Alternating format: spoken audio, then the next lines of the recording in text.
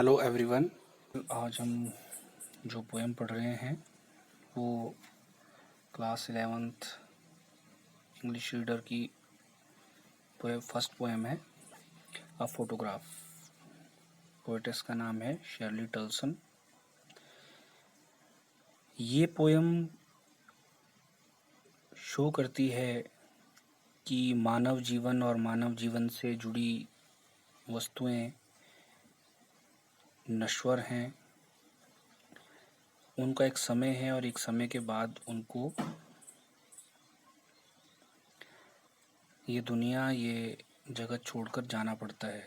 लेकिन जो नेचर है और नेचर से जुड़ी वस्तुएं हैं वो यहाँ पर ही रह जाती हैं। उनका लाइफ स्पैन जो है वो बहुत ज़्यादा है। साथ ही रह जाती है कुछ अमिट यादें जो हमें बार बार उस पास्ट की याद दिलाती है जो हमने यहाँ पर अपनों के साथ जिया है और जिससे हमें खुशी प्राप्त हुई है। चलिए फिर पढ़ते हैं इस पोएम को। A photograph, Shirley Toulson. A cardboard shows me how it was when the two girl cousins went pedaling. अब यहाँ पर जो शुरुआत हुई है, हम शुरुआत में देख रहे हैं अ फोटोग्राफ है पोएम का नाम, लेकिन शुरुआत हुई है the cardboard shows. Cardboard shows इसलिए कहा गया है क्योंकि ये जो फोटोग्राफ है वो किसी कार्डबोर्ड पर पेस्ट की गई है। उसको जो है वो फ्रेम करके अच्छे से सजो के नहीं रखा गया है, जो दिखाता है कि it is also susceptible to decay. तो पोएटेस बोलती है the cardboard shows me how it was, कि उस फोटोग्राफ को देखकर मुझे लगता है कि वो समय कैसा था। When the two girl cousins went pedalling, जब जो पोएटेस की मदर है, पोएटेस की मदर की दो कजन्स समुद्र के किनारे उथले पानी में नंगे पैर घूमने गई थी। Each one holding one of my mother's hand, और उसकी जो कज़न्स थी, मदर की जो कज़न्स थी, उन्होंने दोनों ने उसकी मदर का हाथ थाम रखा था। इस लाइन से पोएटस ये दिखाने की कोशिश भी कर रही है कि how much supportive her mother was to her cousins and she the big girl some 12 years और सो। और यहाँ साथ में क्या बोल रहे पोएटेस कि उसकी मदर उसकी दोनों कज़न्स से बड़ी थी और लगभग 12 साल की थी। All three stood still to smile through their hair, और वो तीनों समुद्र के पानी में बिल्कुल स्टिल खड़ी थी और समुद्र के पानी से गीले हुए बालों से झांक रही थी जो उनके चेहरे पर आ गए थे। Eight the uncle with the camera, किसकी तरफ देख रही थी? Eight the uncle. यहाँ पर अंकल जो हैं वो पोएटेस के अंकल भी हो सकते हैं या उसकी मदर के अंकल भी हो सकते हैं जो उनके साथ समुद्र किनारे घूमने गए थे, या फिर ये पोएटेस के अंकल भी हो सकते हैं जो कि उसकी मदर के भाई हों। लेकिन ये इतना ज़्यादा सिग्निफिकेंट नहीं है यहाँ पर। With the camera, at the uncle with the camera, a sweet face my mother's that was before I was born. Poetess क्या बोलती है कि मेरी माँ का फेस कैसा था? बहुत ही स्वीट था, और ये तब की बात है जब मैं पैदा नहीं हुई थी, उससे पहले की बात है। And the sea, which appears to have changed less, washed their terribly transient feet। अब यहाँ पर देखिए, मानव की नश्वरता को दिखाया गया है और प्रकृति के अनश्वर होने को दिखाया गया है।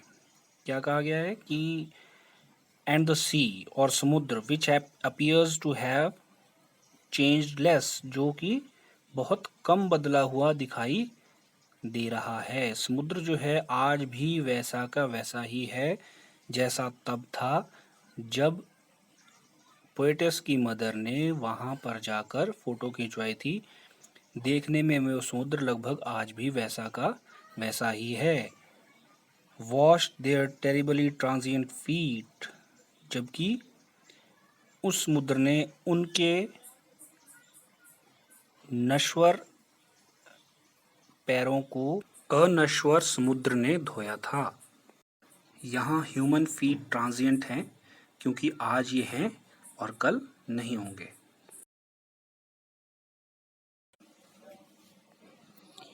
Some 20-30 years later, she would laugh at the snapshot. See Betty and Dolly, she would say, and look how they dress us for the beach.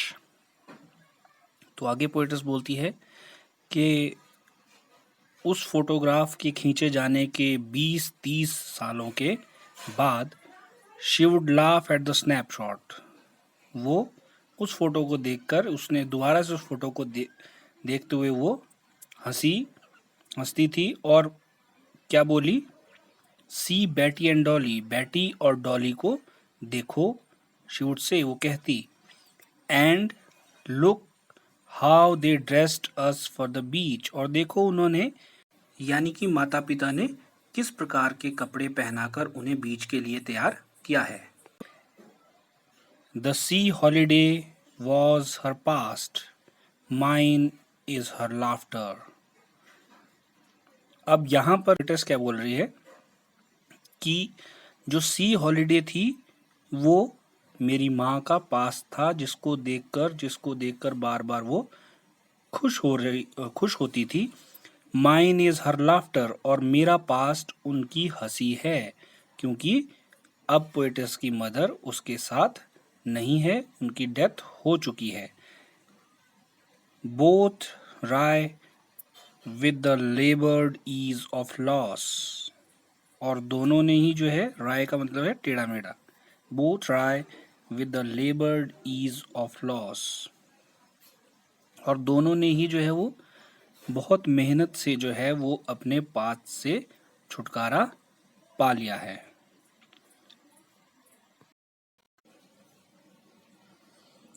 The sea holiday was her past, mine is her laughter, both wry with the laboured ease of loss.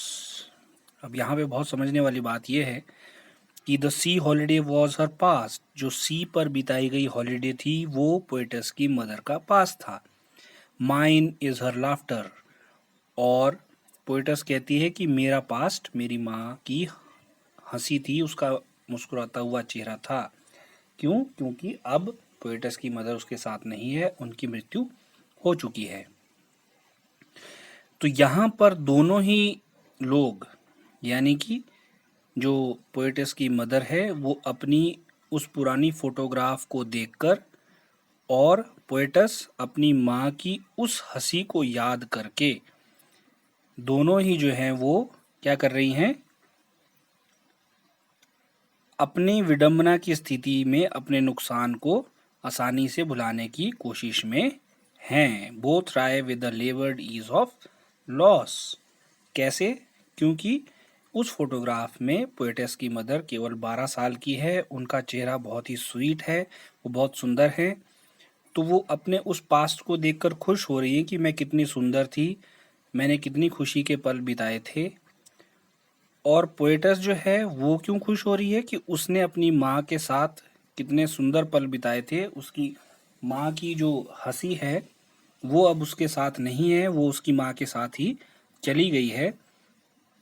तो इस प्रकार से उसकी poets की mother और poets खुद दोनों ही जो है वो दोनों ही जो है अपने पास्ट में हुए समय के बीतने के साथ जो नुकसान दोनों को हुआ है उसको वो दोनों ही आसानी से भुलाने की कोशिश में यहाँ पर हैं। यहाँ सी हॉलीडे और लाफ्टर दोनों ही ट्रांजिएंट हैं। Now she has been dead nearly as many years as that girl lived. आगे पोएटिस क्या कह रही है कि अब उसकी माँ को मरे हुए लगभग उतना ही समय हो चुका है जितनी उम्र की फोटोग्राफ में वो लड़की रही होगी, यानी कि उसकी माँ रही होगी। तो उस समय फोटोग्राफ में उसकी मदर जो थी वो लगभग 12 वर्ष की थी। तो पोएटिस याद कर रही है कि अब मेरी माँ को मरे भी लगभग 12 वर्ष हो चुके हैं। And of this circumstance there is nothing to say at all. और साथ में क्या बोल रही है पोएटिस कि एंड ऑफ दिस सर्कमस्टांस, और अब इस परिस्थिति के लिए there is nothing to say at all, कुछ भी नहीं कहा जा सकता है, क्योंकि इस धरती पर जो आया है उसको, जिसने जन्म लिया है उसको मरना है। मनुष्य, जीव जंतु, पौधे सभी नश्वर हैं, एक न एक दिन सभी को जाना है।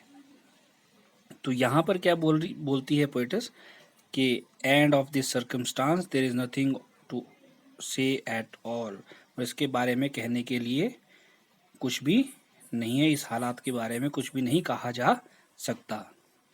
It's silence silences. तो what she says, lastly she accepts the